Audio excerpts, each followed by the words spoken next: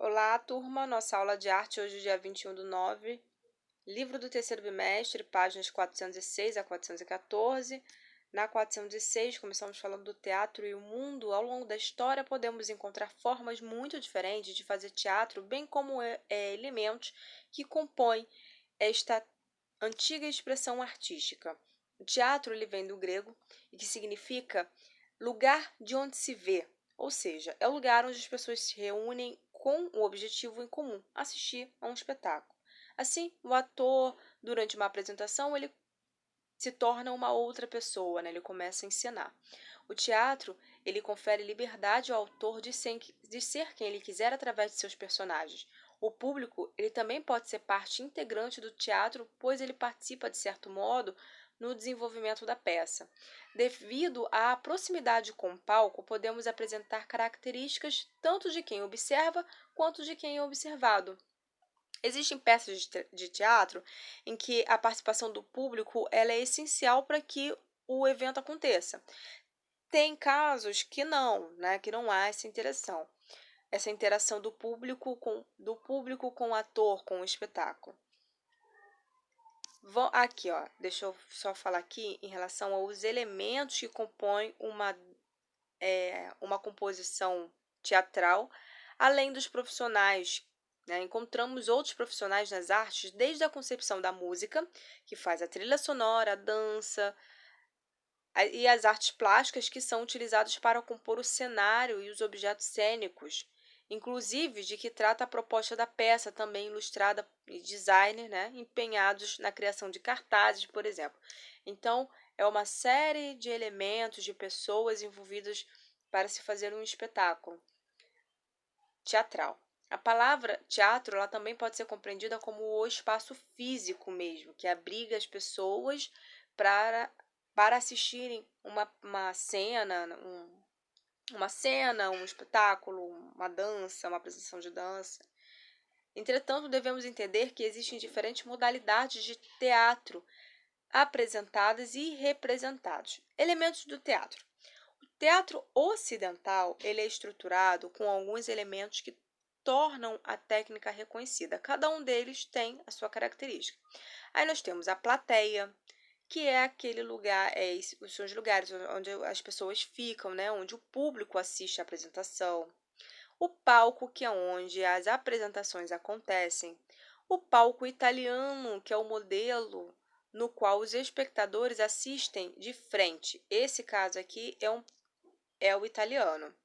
O semi-arena e o de arena. Nós vamos ver alguns exemplos. O de arena é onde o palco fica no meio e a arquibancada, a plateia, ela fica ao redor. Esse é um dos mais antigos, já usado em Roma, porque a acústica funciona muito bem nesse caso e como eram muitas pessoas que iam assistir os grandes espetáculos e outros eventos que aconteciam em Roma,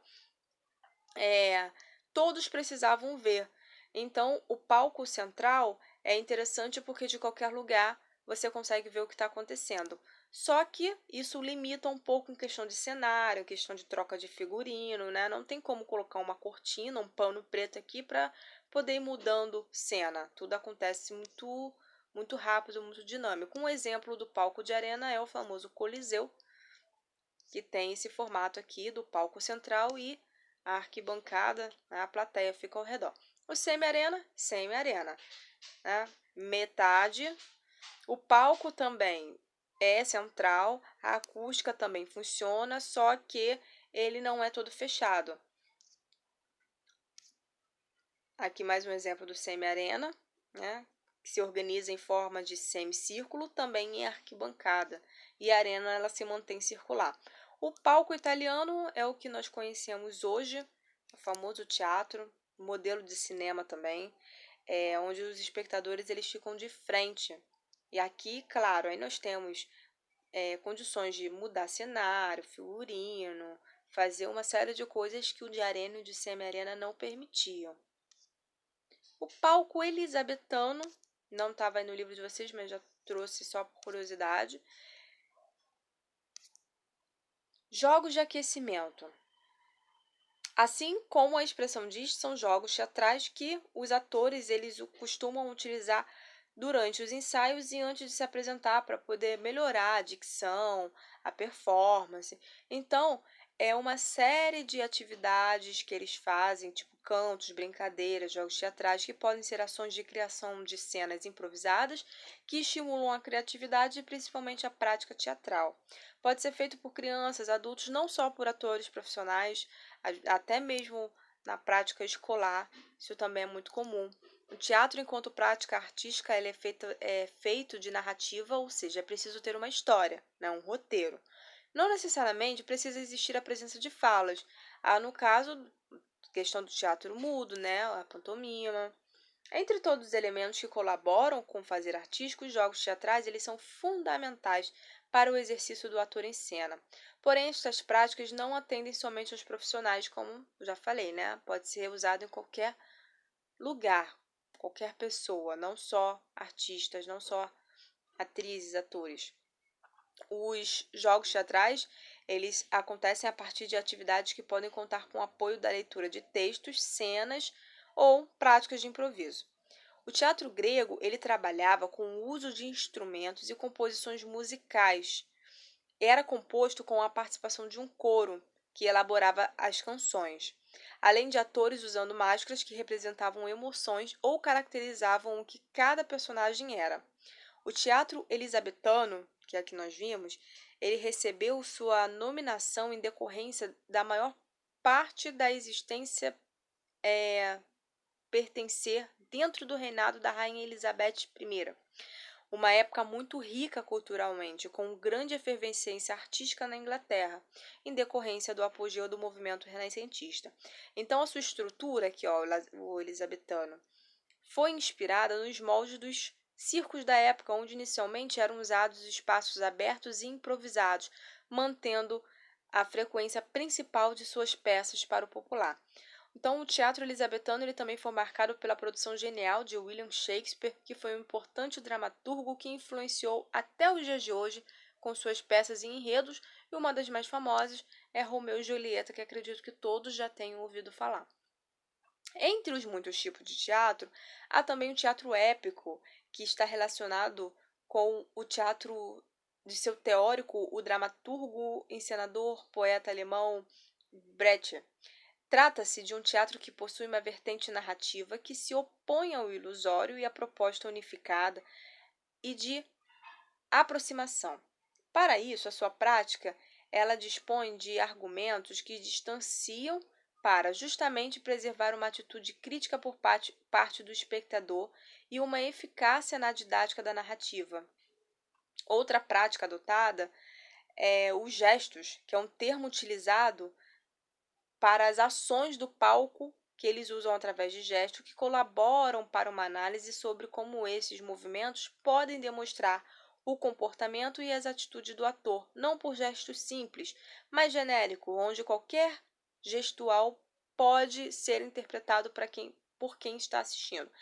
E no Brasil? No Brasil é importante frisar que o teatro ele chegou aqui com os padres jesuítas, eles usavam essa arte para catequizar os índios, para aproximar os nativos das crenças europeias. Então, as peças elas eram escritas na língua tupi, português ou espanhol e até o latim. O padre José de Anchieta, que ele foi um dos principais autores que se destacou nessa época. As peças elas tinham temas religiosos que trabalhavam a questão do sagrado, né? Algo bastante íntimo da cultura e da crença indígena, porque eles eram muito espiritualizados em questão da natureza. E era mais fácil para eles assimilarem o que os padres, né, os jesuítas, eles queriam catequizar, com a palavra ficava mais difícil. Então, a partir das encenações, isso ficava mais claro para eles. Na segunda metade do século XX, o teatro do oprimido, desenvolvido pelo diretor o Augusto Boal, que introduziu jogos teatrais pautados no improviso e em acontecimentos do cotidiano. Então, o teatro ele já ganha um outro caráter em relação ao teatro lá do seu início aqui no Brasil. Tá? Com o passar do tempo, o teatro ele se tornou autônomo. Então, qualquer coisa pode vir a ser tema teatral, não só mais o religioso.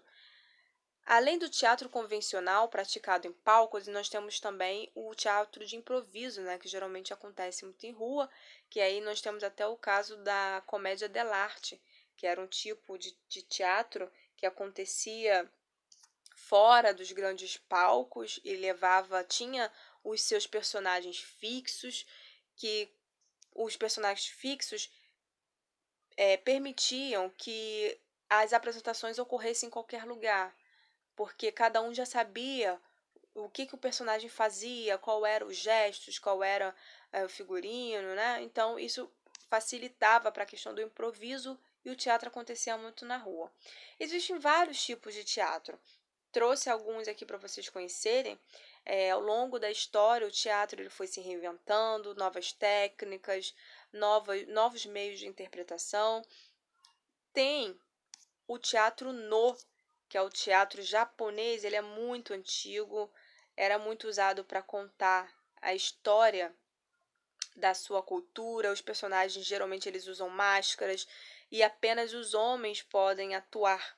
A narrativa ela é dada não pelos atores, mas pelos cantores que ficam cantando conforme as cenas vão acontecendo. Atualmente ele ainda é encenado, atraindo muitos turistas e admiradores. Tem o teatro de sombra também, que é uma técnica muito antiga, né, originária da China, onde se espalhou para todo o mundo. É muito interessante o teatro de sombra, tem um trechinho aqui para vocês verem.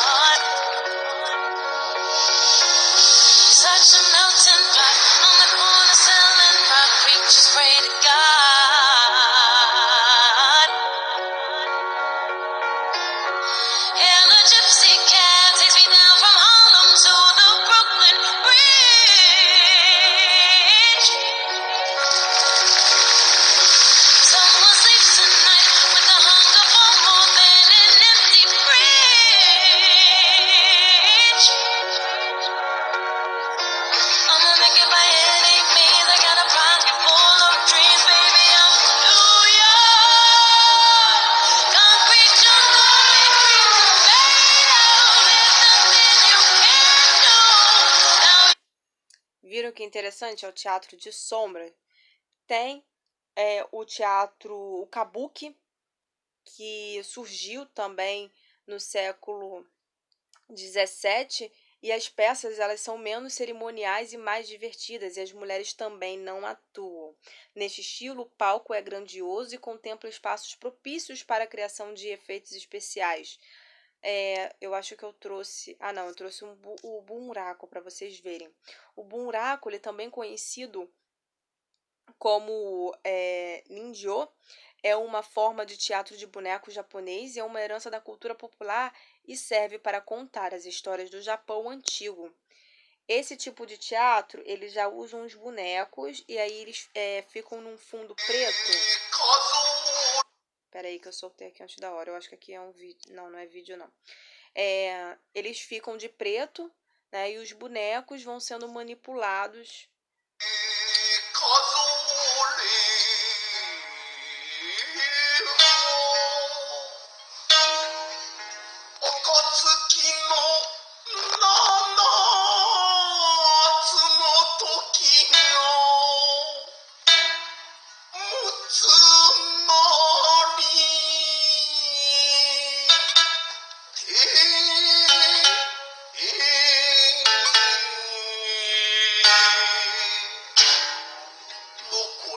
Esse é um teatro muito antigo, né, o Bunraku, que para uma apresentação do Bunraku deve haver técnicas sofisticadas que associam narração, música e a manipulação dos bonecos que podem chegar até 2 metros de altura. Então, por isso que costuma ficar muita gente ali por trás para poder manipular os bonecos. Nessa apresentação que vocês viram, eles são até pequenos, mas eles podem ser maiores. Os bonecos, eles costumam apresentar, ainda falando do teatro Bunraku, os bonecos, eles costumam representar seres humanos ou então animais e são ricamente decorados, usando roupas típicas, né, dos kimonos, da cultura oriental. Então, nós vimos aí um pouquinho do que foi o teatro no mundo, tem muita coisa, não dá para falar tudo numa aula, mas o teatro, ao longo dos anos, do tempo, ele foi se reinventando e hoje nós temos uma infinidade de técnicas e meios de se fazer um espetáculo. Então, vamos lá, a correção. Número 1, quem foi o autor de Romeu e Julieta? William Shakespeare. Tá? Número 1, o dramaturgo William Shakespeare. Número 2, observe a imagem a seguir. Número 2 é a letra B, falando do Alto da Compadecida. Tá aí no livro de vocês, eu acho que tá até na parte de curiosidade. Para quem já viu esse filme, é uma das maiores produções brasileiras. 3. Número 3, letra B. Número 3, letra B. Número 4, letra C. Dionísio. As primeiras manifestações teatrais foram feitas de forma religiosa para Dionísio, que era o deus grego. 5. Indique que tipo de prática teatral trabalha onde, o que e o quem, dando exemplos. Então, o número 5 está se referindo aos jogos teatrais, tá? Como os que foram desenvolvidos por Viola Spolin e os apresentados na aula, o jogo Caixa de Surpresas e o jogo A Voz do Outro em Mim, que está no livro de vocês, lá na parte que fala de jogos teatrais. Tá? 6, letra C. 6, letra C. 7, letra D. Teatro grego. 7, letra D. 8, letra A. Tragédia. Número 9, letra A. 10. Pesquise e escreva o nome de 5 peças de Shakespeare. Resposta pessoal, mas tem aí no livro de vocês, aquela parte que fala do teatro elisabetano, que fala de Shakespeare, tem alguns exemplos aí. 11, letra E. 12, letra A. 13, resposta pessoal. 14, relacione as práticas contemporâneas de teatro do improviso com a comédia dell'arte. Bom, o improviso era praticado também na comédia dell'arte, nas falas e enredo das peças. Lembrando que a comédia dell'arte era aquela que tem os personagens fixos e isso facilitava na hora de fazer o improviso. As companhias viajavam muito, paravam nas cidades, numa praça pública e dali mesmo começavam as suas interpretações. 15, resposta pessoal. Fechamos essa unidade do Teatro e o Mundo. Bons estudos e até a nossa próxima aula.